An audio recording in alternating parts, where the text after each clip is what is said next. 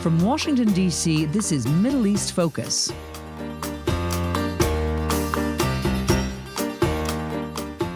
Welcome to Middle East Focus. I'm Alistair Taylor, MEI's editorial director, and today we're going to be talking about Oman. We'll be discussing the political, economic, and foreign policy challenges facing the Sultanate and its new ruler, Sultan Haitham bin Tariq, who ascended to the throne following the death of Sultan Qaboos, Oman's longtime ruler, in early January. There's a lot to discuss, but thankfully we've got three great guests joining us today to help us make sense of things. Jerry Feierstein, Karen Young, and Dania Thafer. Jerry is MEI's Senior Vice President. Karen is a resident scholar at the American Enterprise Institute, where she studies the political economy of the Middle East with a special focus on the GCC states.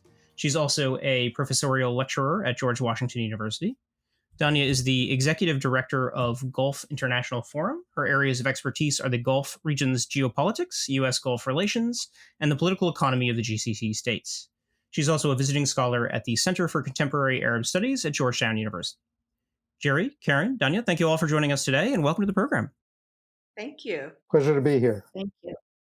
Jerry, before ascending to the throne, Sultan Haitham held a variety of different posts within the Omani government. What do we know about his background, and how was he perceived both in Oman and here in Washington? Well, I think Sultan Haitham, like others in the family, were considered to be candidates to replace the Sultan Qaboos. For many years, he was always one of the individuals who was identified as a likely successor to Qaboos, and therefore he was taken relatively seriously here in Washington and elsewhere around the region. But as you said, Qaboos himself was always very careful about not letting on who the successor was going to be, not clearly grooming anyone. And therefore, Haitham was not in senior positions. He was given responsibilities, but was never clearly the identified successor. It is noteworthy that shortly before Sultan Qaboos passed away, he did make Haitham the leader of the Vision 2040 program. And some people have, at least in retrospect, seen that as a likely indicator that, in fact, Haitham was going to be given the responsibility after Sultan Qaboos's passing.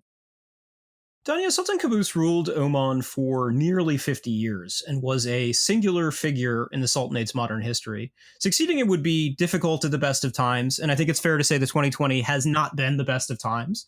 How has Sultan Haitham managed that transition so far? You mentioned something important in your question, in which you stated Sultan Qaboos was a singular figure. And I do think that with regards to the nature of the role of being Sultan, it is very personalistic. However, I think Sultan Haitham is a little different in the sense that he has brothers, a larger nuclear family, and that you probably see the role will be more dynastic than previously. In reference to shifting and the transition to Sultan Haitham, well, you can say that 2020 has been a rather tumultuous year. It's been very busy for the Sultan. Considering all the variables, I believe that the transition has gone relatively smooth, given the extraordinary circumstances. I think, generally speaking, you can say that he has gained overall legitimacy with the population, although I believe he's going to face challenges, especially with the youth, since they're a large cohort of the Omani population. He has managed so far to avoid any foreign interference in Omani affairs, at least from what we can see as outsiders looking in.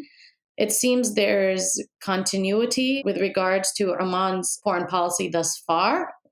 In regards to his pedigree, he's a businessman, and as Jerry mentioned, or Ambassador Feierstein mentioned, he was the chairman of the 2040 vision for Oman, which is really 2030 in the other Gulf states. And I think that's important, specifically given the role that he will be playing and the importance of economic development for the current ongoing situation. But I would note that it is important to look at the past couple of decades. I mean, Sultan Haitham has really never been far removed from the general political and economic sphere of Oman. So he's not a completely new player in that respect. And I believe that adds legitimacy to his role. And he has really emphasized, with regards to his reforms, about initiatives related to restructuring the administrative apparatus and streamlining efficiencies of the government. And he has taken many steps towards that direction. Relatively speaking, given that Oman's speed in reforms have been relatively slow, I do think that Sultan Haitham has displayed more bold initiatives for reform for the short amount of time that he's been there, given the current context. He has enforced retirement for government employees. He's consolidated the country's sovereign wealth funds, and he has taken many other important steps. Although I don't think all of his sought-out top-down neoliberal reforms have been instituted yet, I think time will tell, but still, given the dire situation, I think overall it has been a smooth transition. Jerry, when he ascended to the throne, Sultan Haitham promised continuity with the policies of his predecessor.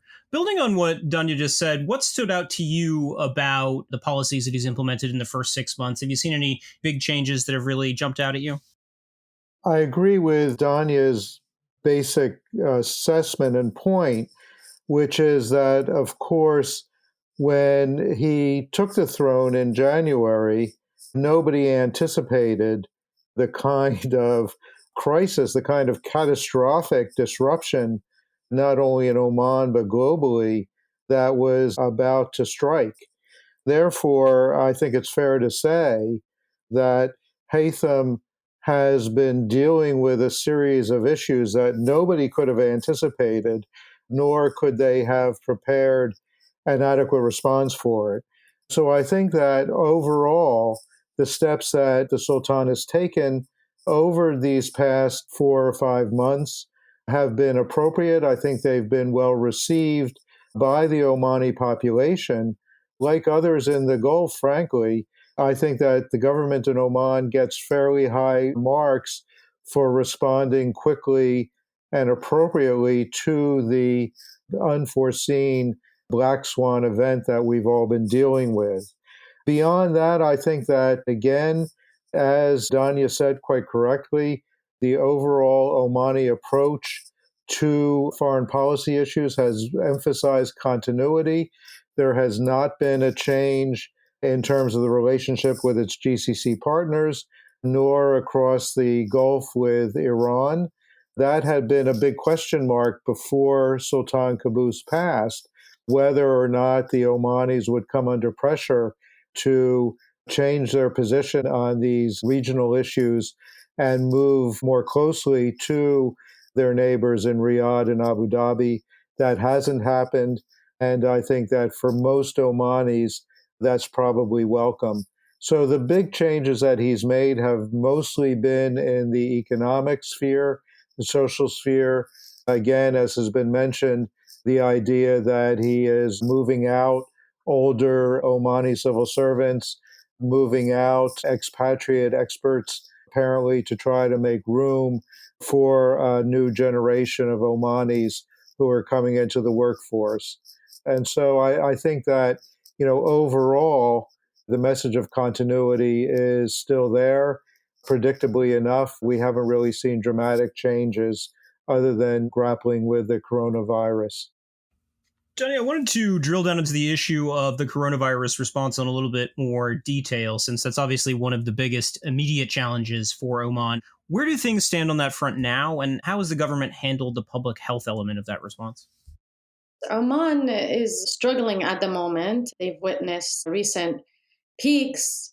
They originally started out in March with a series of lockdowns and have eased up some of the restrictions. And then there was a spike again in the coronavirus. In the beginning, the coronavirus seemed rather benign in Oman. Now it's quite intense. There's approximately a little bit more than 62,000 cases in Oman. They had to boost their hospital capacity specifically for intensive care units. And they have planned to set up a field of hospitals with 250 to 300 beds. I'm not a, public health expert. What I can say is that Oman is being stress tested right now with the current scenario. And there has been a debate ongoing within Oman about what has been the cause of the spike. The government and the health ministry points to social gathering and having too many secret weddings and whatnot. That actually probably would not surprise me given the culture of hospitality and the importance of social life. Also, I think it can be credited to maybe opening up very quickly, which the government has kind of pushed back on that narrative. Oman has also started a 10-week nationwide survey in which they're trying to assess the situation and the spread and how to counter it. The results of that survey haven't actually been published yet because it's still in the process. I think that unfortunately, the way the situation is right now, it's really not helping with the process of economic development or opening up the economy.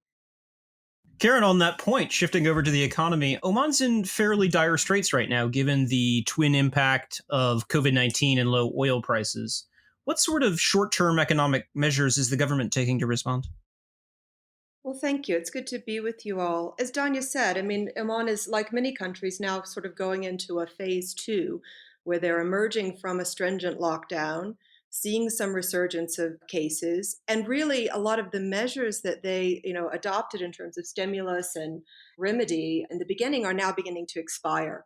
So on government spending and stimulus, they decided to cut the budget between 10 and 15% overall across ministries.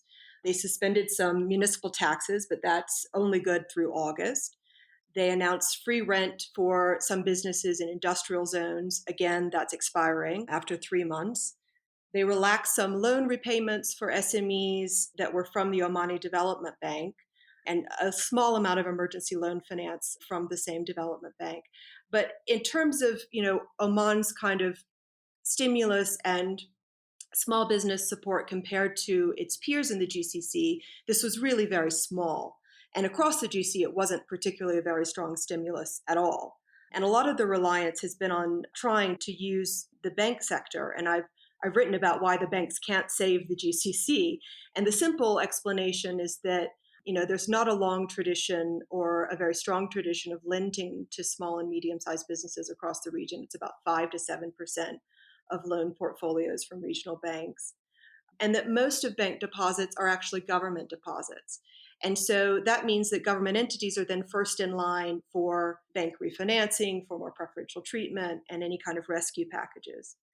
Now, on labor markets, we have seen, I think, more decisive action. This kind of goes along with some longstanding efforts, of course, to nationalize the labor force, to get more Omanis working both in the public sector and in the private sector. And one way they've done that is to, kind of force retirement and also canceling of a lot of foreign consultants and advisory contracts. And the Omanization effort is really now in full force. And you could see that as a silver lining, I suppose, of the current crisis. One other shift, I suppose, since both the new installation of Sultan Haitham and the twin COVID and oil price decline crises is that Sultan Haitham is taking, I think, a more deliberate approach to delegation of authority. And this is, I think, a key difference from his predecessor. So not just are his brothers in positions of authority and given larger portfolios, but we're seeing, I think, efforts to also slim down some of the many kind of advisory panels and really paid positions which weren't very actionable. So I think there's a bit of streamlining going on, and that's a positive move that is not necessarily motivated by COVID, but I think in the current environment, it makes it a lot easier to justify. Karen, in the longer term, Oman also faces a number of major economic problems that have worsened in recent years. High youth unemployment, sluggish growth, rising debt, and addressing them will need to be a priority for the new Sultan. How much room to maneuver does the government have on that front, and what sort of reforms will be needed in your view? I think everyone's in agreement. The longer term economic outlook for Oman is very challenging. Oman will have the largest budget deficit across the Middle East, North Africa, and Pakistan this year. They're particularly constrained because of declining oil revenues. Oman is part of the OPEC Plus agreement. They've cut output by nearly 20% in May and June. This really cuts where it hurts. There is this persistent fiscal deficit. They have been spending more than they earn, and right now that is particularly worrisome. The deficit for 2020 is projected about $11.5 billion. It was $6.9 billion last year. That's about 17% of GDP. So this is why Oman's budget deficit as a proportion of GDP is one of the biggest, if not the biggest, in the region. The problem is, what do you do to plug a hole in that deficit? You borrow, you sell assets, you cut government spending. And they have a plan for that. It's called the National Program of Fiscal Balance, so the Tawazun. And, I think the first things we're going to see is there will have to be the introduction of the value-added tax. And this could be a precondition for Saudi and Emirati support to Oman, because the UAE, Saudi Arabia, and Bahrain have implemented this tax. And of course, Saudi Arabia tripled it on July 1st to 15%. The other easy way for Oman to kind of get through its medium and longer term fiscal difficulty would be to cut. And cutting defense spending would be the first and easiest way to do that. Sultan Qaboos loved to spend a lot of money on defense, on airplanes, and very expensive big ticket items. And if the government were to cut the defense budget and its capital expenditure on hydrocarbons by 25%, the deficit would reduce by about $2.5 billion immediately, which is the equivalent of having oil prices rebound by an extra $10 a barrel. There are some quick fixes, but politically, this has to be a choice. Tourism is promising, but in this COVID environment we're all living in, nobody's traveling. For Oman, this will have to wait. So that's a 2021, 2022 kind of aspiration. We are seeing some asset sales. There was a very interesting and somewhat controversial sale of an Omani electricity transmission company, of which China State Grid, a Chinese conglomerate, bought 49% stake in for $900 million. That's a great capital raising, almost $1 billion, but then you come with a partner with some definite strings attached. If we think about the reserve assets that Oman has, sovereign wealth fund assets and kind of cash on hand, it pales in comparison to what its GCC neighbors have. And this is why the persistent deficit over the long term looks more challenging than what we see in Bahrain. And I'll talk about Bahrain and how they've gotten external support. But their foreign reserves are at about $16.5 billion. Now remember, the deficit for 2020 is expected to be about $11.5 billion. So you could spend almost everything you have in reserves just this year to plug that hole. So you have to find another way. And that's probably going to be in debt issuance.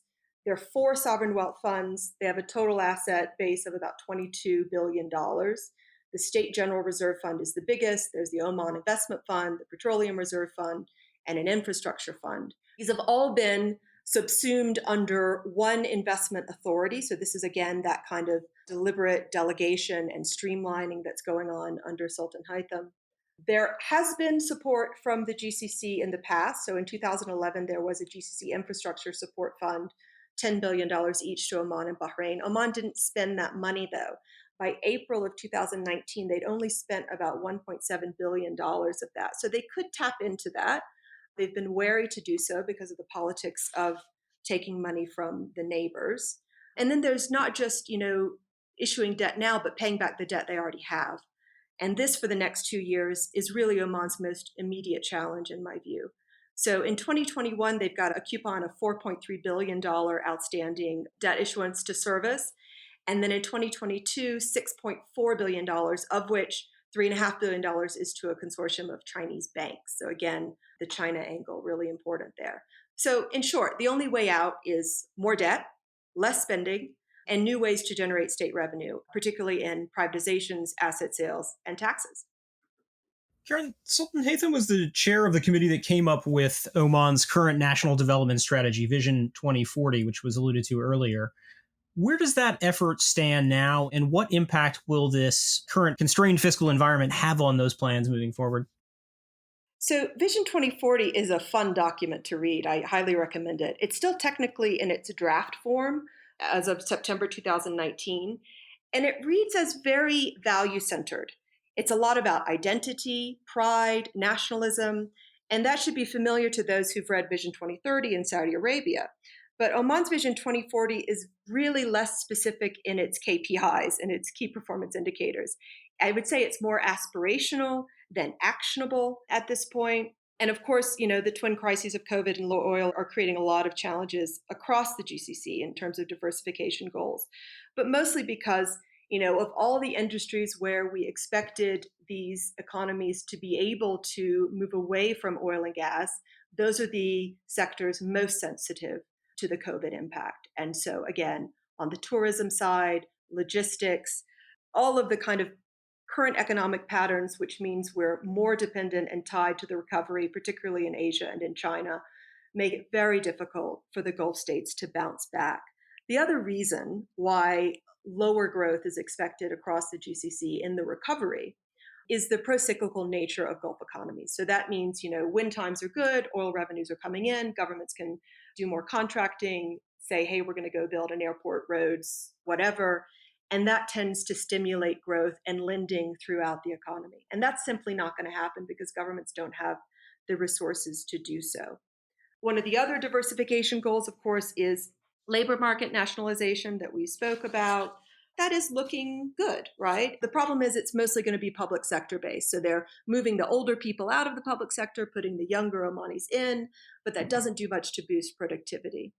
And I would be most cautious, and I wrote about that this week for Al Monitor, on the effects to women's labor force participation in the Gulf, what people are calling the she-cession. And women are most likely to find themselves jobless in the current environment. And this is true globally, but it's particularly true in the Gulf. Women are seen as more dispensable because they're more needed at home, or there can be a preference to keep a job for a male breadwinner. There's also this kind of shrinking window of the demographic dividend. And this is true across the Middle East, of course. If we don't create opportunity for the youth bulge now, they become a burden to public finance in the future. Dania, if the Omani government does decide to pursue more aggressive economic development efforts going forward, including attracting foreign investment, I'm curious how that might affect its foreign policy and specifically its relations with some of the wealthier Gulf states.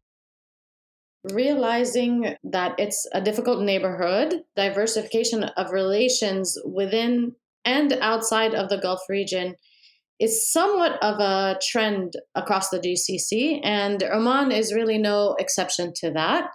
Not to say that good relations are not important with neighboring GCC nations. It is very important. And I think it's very interesting to see how Oman's relations will evolve with the two crown princes in the UAE and Saudi Arabia. I think that's really where the major question mark is. However, I don't suspect any major changes in those relations. With regards to the UAE, I think everyone can acknowledge that there has been tensions over the war in Yemen and Oman's insistence on the importance of maintaining channels with Iran, along with allegations to attempt to meddle in Oman's internal affairs, which is highly debated, but there has been talks about it. However, the UAE is one of Oman's top trading partners. The two countries are bound by many social, historical, and commercial ties. And Sultan Haitham has had business relations in the UAE. I have read that he has held and chaired a holding company, NTC, which controls Oman's largest power company, SMN Power, which is a joint venture with Abu Dhabi's Mubadala Fund. And that is chaired by the Crown Prince, Mohammed bin Zayed. To go to the other side of the spectrum of GCC tensions, we can look at Qatar. The Qatar crisis has been actually economically beneficial to Oman. Trade relations have increased exponentially. Oman has become the main transit gateway to Qatar after the onset of the crisis. For example, most Qatari destined goods now flow through the port of Salalah and Sohar port. And so based on the assessments of these two polemic forces in the Gulf, if you will, I believe Oman will really continue its relations with all parties. I get asked that question often, so I thought it would be good to start out with that point. And there are important economic initiatives between Oman and the other GCC states. For example, in September 2019, Saudi Arabia's National Steel Company has signed an agreement with the Salalah Free Zone Company worth 500 million. There's the upcoming Gulf Railway, which is a major project underway, but right now I guess everyone is kind of shelving the mega projects. But the first phase of it was scheduled for 2023, and the first phase was to connect Saudi Arabia, the UAE, and Oman. And we'd be remiss if we didn't talk about the Duqm Port mega project. I know that Oman has been very keen on soliciting investments for that. So, in the tense neighborhood of the GCC, Oman has been methodically cultivating important relationships outside of the GCC, as well as keeping good relations across the GCC. There has been a shift, an increase, I would say, not a shift, with Omani relations with China, India, and Europe. Energy connectivity and investments are defining elements for each of these relations, and it's important in advancing the country's economic recovery. Jerry, Oman's long been known for its neutrality and emphasis on conflict resolution and diplomacy, and Sultan Haitham has made it clear that he intends to maintain that tradition. However, the current regional context, as Dania alluded to, seems pretty fraught, and I'm curious, how much scope is there for Oman to play that role of go-between and conciliator at the moment? I think that the Omanis will likely want to continue playing that role. They have long prided themselves on maintaining good relations with all of the major regional players. They have not taken sides in many of the big issues, as has been pointed out. They have positioned themselves to play a mediating role in the Yemen conflict. That hasn't always been welcomed by the Saudis or the Emiratis, who see the Omani position as being too sympathetic to the Houthis and, by extension, to the Iranians on Iranian intervention in Yemen. But it is a major part of Oman's larger foreign policy kind of strategy that they've pursued for many years. The bigger issue that I would say is that, rather than does Oman want to continue playing that role, I think very clearly they do, but also to keep in mind that an awful lot of the success that Oman had and the significance of Omani mediation was really built around the personality of Sultan Qaboos himself, that he, because of his longevity as the ruler, because of the force of his own personality and the perception of wise leadership that he brought to the table, he was able to position Oman in a way that it will take some time for Sultan Haitham to equal. It's not to say that Sultan Haitham won't do it. We should point out that Haitham himself does have a significant experience working in foreign affairs. He was in the senior leadership of the Ministry of Foreign Affairs for many years. So he is not unfamiliar with Omani foreign policy strategies, initiatives, perspectives, but it will be some time before he has the same kind of gravitas and throw weight in global and regional affairs that Sultan Qaboos had. Dania, before we wrap up, I wanted to touch on one last issue on the foreign policy front, which is the question of U.S. Omani relations. Where do they stand under the Trump administration, and would you expect any significant changes under a potential Biden administration? Sultan Haitham has vowed to maintain Oman's position as a bridge between Washington and Tehran. And, when we talk about U.S. Oman relations, we would be remiss if we didn't discuss Iran. As Ambassador Feierstein stated, Oman has positioned itself as an efficient third party back channel between the US and Iran. And I believe that role was much more appreciated under the Obama administration. Sultan Qaboos and Oman was highly praised for their role in negotiating the Iran deal or the JCPOA. I think that the Trump administration does not really share that strong belief in Oman's role to the level that the Obama administration has displayed it. Trump's administration has been rather aloof and disengaged when it comes to Oman. Some signs of that include at the US Arab Islamic Summit in Riyadh when Trump canceled his meetings with Oman last minute, even the delayed condolences after the passing of Sultan Qaboos, and I mean as in sending the delegation there for condolences.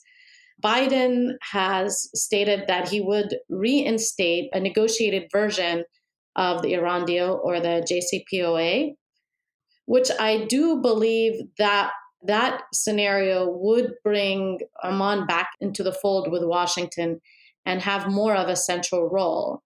And, as Trump has kind of really hasn't paid much attention, kind of ignored Oman's critical role within the region and made sure to make Saudi Arabia one of its first visits, I wouldn't necessarily say that Biden would make Oman one of its first visits, but I think would play much more of a stronger role as a regional player in a Biden administration's foreign policy to the Gulf than Trump. We're running a bit short on time, but Jerry, before we conclude, I just want to give you a last chance. Where do you see things going from here? Well, it's a it's a very good question, Alistair, and I think that Karen and Dania both laid out the reality that Oman confronts, which is extremely challenging. Of all of the GCC states, perhaps with the single exception of Bahrain, the Omani economic and social environments are the most challenging. A lot is going to depend on what happens with the energy sector going forward, with Oman's ability to really make this transition and to address some of the internal challenges that it's going to confront over these next several years. I do believe that Sultan Haitham has made a good start. I think that he calmed many of the nerves that were associated with the transition from Sultan Qaboos to Sultan Haitham early on, that he has demonstrated capacity to provide the kind of leadership that Oman is going to require over the coming years, but again, not to underestimate the extent of the challenge that he's going to confront both internally and regionally as he tries to maintain Oman's role in the world and to move forward. We'll have to leave things there for today. But Jerry, Karen, Dania, thank you all for joining us. Thanks for having me. Thank you, Alistair. And thank you as well to our audience for listening in and to our production team for their work on today's program. We will see all of you next week.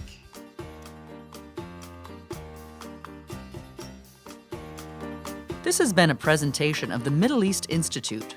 To support MEI's programs and podcasts, please donate at www.mei.edu. Thank you for your support.